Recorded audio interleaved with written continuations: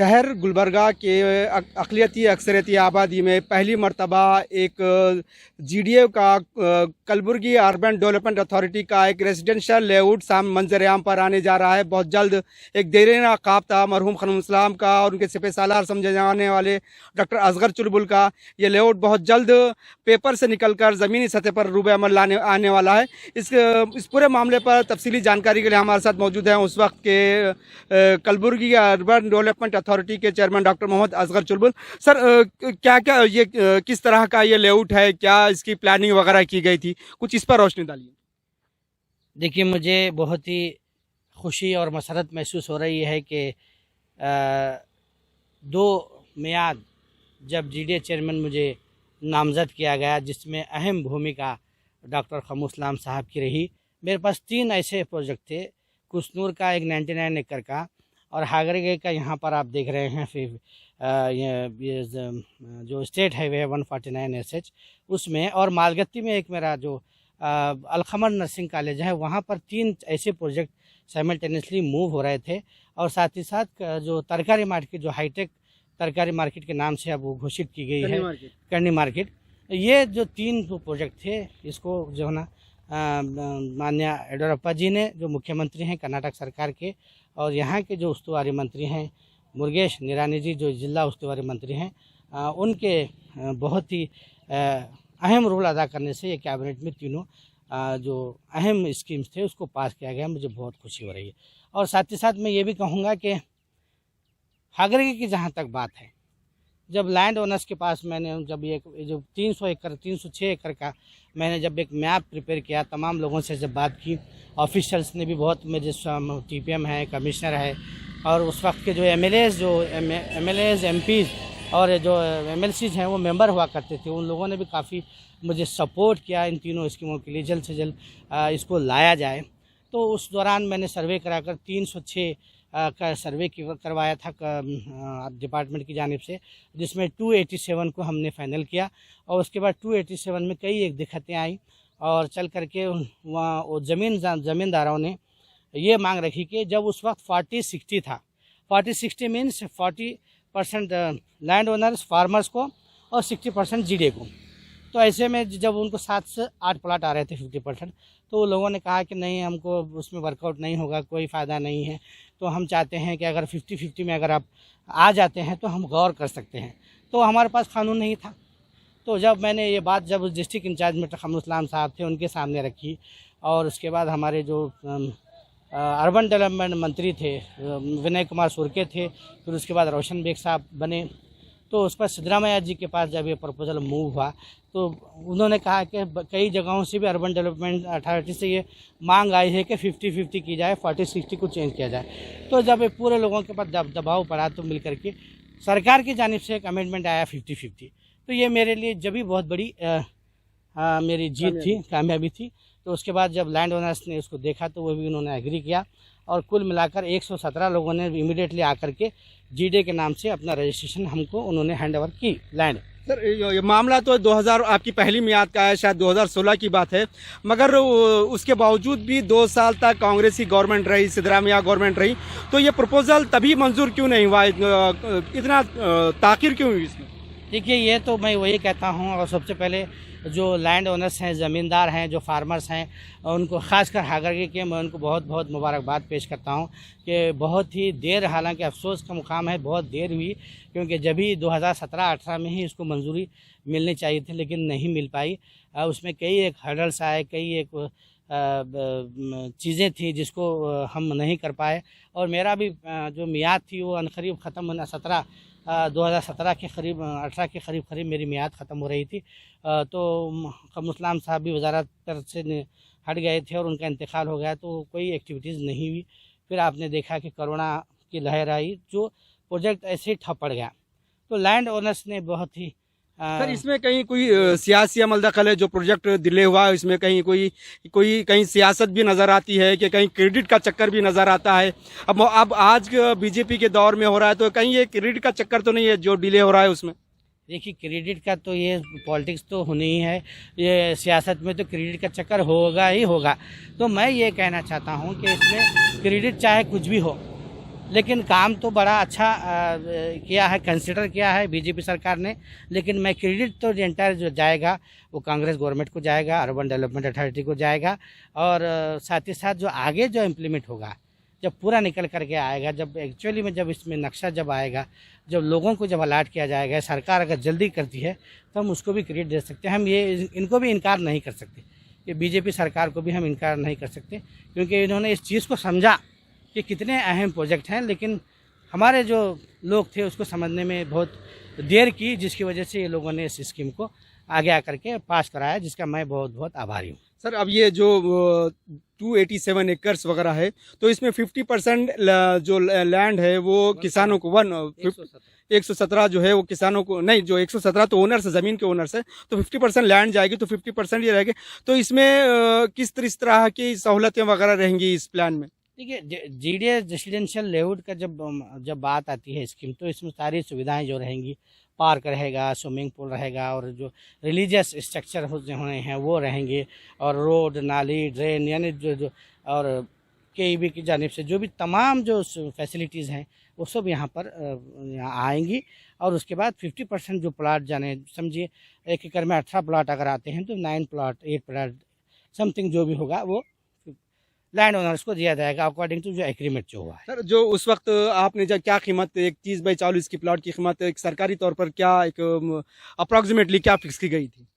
देखिए, जीडीए जो अथॉरिटी होती है वो सेल्फ जनरेटेड अथॉरिटी होती है। उसमें सरकार की तरफ से कोई अनुदान नहीं दिया जाता, ग्रांट नहीं दिया जाता, या कोई दूसरा अन्य डिपार्टमेंट उसको असिस्ट नहीं करता, यानी कोई नहीं करता, यानी सेल्फ जनरेटेड खुद को उसको करना है।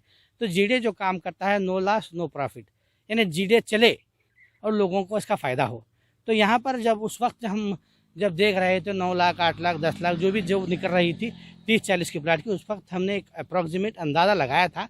लेकिन अब 6-7 साल हो रहे हैं जब हमारे पास 2015, 16, 17 के बाद, तो नेचुरली अब जो पीडब्ल्यूडी का रेट होगा, जो अतराफ जो भी वैल्यू उसकी जो बढ़ गई है, डिमांड जो हो गया है, रजिस्ट्रेशन जो वैल्यू जो बढ़ कर दे करके जो भी होगा, उसके हिसाब से गवर्नमेंट अपना काम करेगी। कितने दरखास्तें कितनी आई थी इस दौरान? देखिए, कुसनूर और हागरगे को मिलाकर यहाँ पर मैंने जब डिमांड सर्वे करवाया था, तो हमारे जो लीडर्स थे और जो बेंगलुरु में जो अर्बन डेवलपमेंट अथॉरिटी के जो सेक्रेटरी थे, उनको ये शक था, यकीन नहीं था कि यहाँ पर कौन लोग आकर लेंगे। तो उस वक्त मैंने डिमांड करवा करके लोगों से पूछा था कि आपको इसको का लेंगे या ख़रीदेंगे, क्या आप ख्वाहिश रखते हैं। तो उस वक्त दोनों मिला करके 35,000 के करीब जो है ना डिमांड, जो लोगों का जो आया था एप्लीकेशंस, उस वक्त 35,000 आए थे, जिसमें 17,500 से 20,000 तक हागरगे के लोगों ने। सर, इसमें मरहूम रहनुमा इस कॉलेज, इस आपके जो 3 ड्रीम प्रोजेक्ट्स हैं, उसमें खासकर का इस हागरगा का जो लेआउट है, उसमें मरहूम रहनुमा क़मरुल इस्लाम की कितनी कोशिश वगैरह? ये उनकी भी देखिए, जितनी कोशिश मैंने आगे बढ़ कर के की थी, वो भी बराबर कड़ी नज़र रखे हुए थे। और जिला उस्तुवारी मंत्री के नाते आप देखते हैं कि उस वक्त मैं भी उनके साथ आना बसाना करता था। साइमल्टेनियसली उन्होंने भी बहुत मेहनत की, और उसी की वजह से जब लैंड ओनर से जब बातचीत हुई, जब एक शक्ल निकल कर आई थी रेसिडेंशियल लेआउट की स्कीम की, तो उसी वक्त ने हमने बात की थी लैंड ओनर से भी, और हमने भी मैं कि उन्हीं के नाम से डॉक्टर क़मरुल इस्लाम साहब, क्योंकि मेरे लीडर हैं और मैं हमेशा उन्हें याद रखता हूँ। मैंने समझा कि ये बेहतरीन मौका है, मैं अपने लीडर को एक अच्छा तोहफ़ा के तौर पर मैं दे सकूं। तो उसी वक्त मैंने जब लैंड ओनर्स के सामने रखा, तो लैंड ओनर्स ने भी खुद अपनी मर्ज़ी से कहा कि क़मरुल इस्लाम साहब का नाम ठीक है, हम सब रजामंद हैं। लैंड ओनर्स ने खुद आगे आकर के उनके नाम की रजामंदी की, जिसकी वजह से ये जो मैंने उसको जब पास किया, Qamarul Islam sahab GDA Gulbarga urban development authority residential layout. Sir, Qamarul Islam का 40 साल अगर से बात की जाए, तो 40 साल करियर में क़मरुल इस्लाम साहब के कई एक रुफ़ा उनके साथ आए, जैसे कैसर महमूद मनियार आए, महमूद अहमद आए, फिर आखिरी दहे में आपका नाम भी उसमें रहा। तो किस तरह से आपके क्या दिमाग में क्या जो क़रार अक़ीदत पेश किया है, जब आपने ये लेआउट पे आया तो क़मरुल इस्लाम साहब बाहर आते, तो क्या दिमाग में क्या था आपके, जो आपने इसे क़मरुल इस्लाम साहब के नाम से मौसूम किया? देखिए, जिस तरीके से मैं और क़मरुल इस्लाम साहब दिन रात गुलबर्गा शहर की तरक्की के लिए, डिस्ट्रिक्ट के लिए काम करते थे, और मेरे बहुत ज़्यादा मुझे वो भरोसा किया करते थे, और उन्हीं की उस लाज को, उनके भरोसे को, उनकी इज़्ज़त को मैंने बरकरार रखने के लिए मैंने ये सोचा कि एज ए उनका एक लॉयल, एक अच्छा एक सिपाही होने के नाते मेरा भी फ़र्ज़ बनता है कि उनको एक अच्छा सा तोहफ़ा दूँ। तो मैंने ऐसा काम मैंने सोचा कि जब वो दुनिया में रहें या ना रहें, उनका नाम बाकी रहे, तो एक अच्छा बेहतरीन रेसिडेंशियल उनके नाम से हो सकता है। तो जब लैंड ओनर्स के सामने, फार्मर्स के सामने ये बात आई, तो लैंड ओनर्स ने भी बड़े ही हँसी खुशी के साथ ये कहा कि कमरुल इस्लाम साहब रेसिडेंशियल लेआउट जीडे का अगर रखते हैं तो हमें बहुत ही खुशी होगी, आप इसको फ़ौरन इसको पास कीजिए। तो लैंड ओनर्स, ज़मीन ओनर्स की जानिब से और मेरी जानिब से दोनों का एक अच्छी, दोनों कॉमन अंडरस्टैंडिंग थी। दोनों भी उसको सराहा, और उसको इमीडिएटली मैंने रेजोल्यूशन भी पास किया कि Qamarul Islam Gulbarga urban development authority residential layout GDA, इसके नाम से बाकायदा मैंने रेजोल्यूशन किया है, और तमाम फाइल हैं। इंशाल्लाह आगे भी जब ये इसका उद्घाटन होगा, इंशाल्लाह मुझे उम्मीद है कि वही नाम से ये लेआउट का।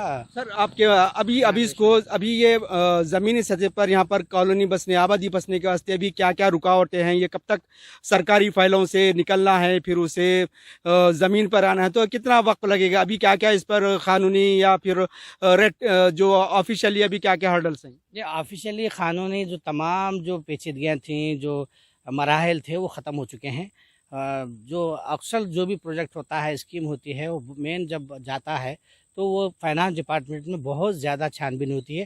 फाइनेंस डिपार्टमेंट की जानिब से ही बहुत ज़्यादा हर्डल्स आते हैं, रुकावटें आते हैं। तो वहाँ से भी क्लियर हो गया, वहाँ से क्लियर होने के बाद ही कैबिनेट में गया।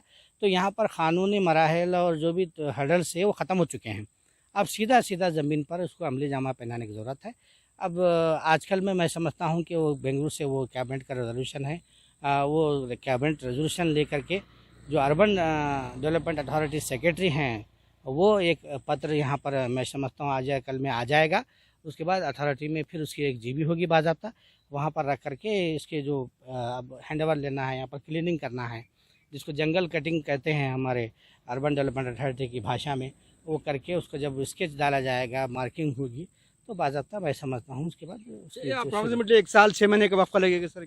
हाँ, हो जाएगा। मतलब पूरा बनकर आने में तो टाइम लगेगा, लेकिन मैं उम्मीद करता हूँ कि जल्द से जल्द ये प्रोजेक्ट स्टार्ट होगा। शुक्रिया सर। ये थे गुलबर्गा अर्बन डेवलपमेंट अथॉरिटी के साबिक चेयरमैन डॉक्टर मोहम्मद असगर चुलबुल, जिनका ये कहना था कि अपने सियासी उस्ताद मरहूम रहनुमा कमरुल इस्लाम को ट्रिब्यूट देने के लिए, ख़राज अक़ीदत पेश करने के लिए उन्होंने इसको अपनी इस लेआउट का नाम कमरुल इस्लाम, डॉक्टर कमरुल इस्लाम कलबुर्गी डेवलपमेंट अथॉरिटी लेआउट रखा है। तो इसका मकसद यही था कि कमरुल इस्लाम का नाम अमर रहे, ताकि वो अपने सियासी उस्ताद को सही तरीके से ख़राज अक़ीदत पेश करें। इनका यह भी कहना है कि बहुत कानूनी कार्रवाई वगैरह कुछ नहीं है, ना एडमिनिस्ट्रेटिव लेवल पे भी इस मामले में कोई रुकावटें नहीं है। बहुत जल्द ही ये लेआउट आबादी के लिए, आवाम के लिए खोला जाएगा। बहुत जल्द इस लेआउट पर आबादी बच सकती है। हिंद क्रॉनिकल, गुलबर्गा, जवाद मीर।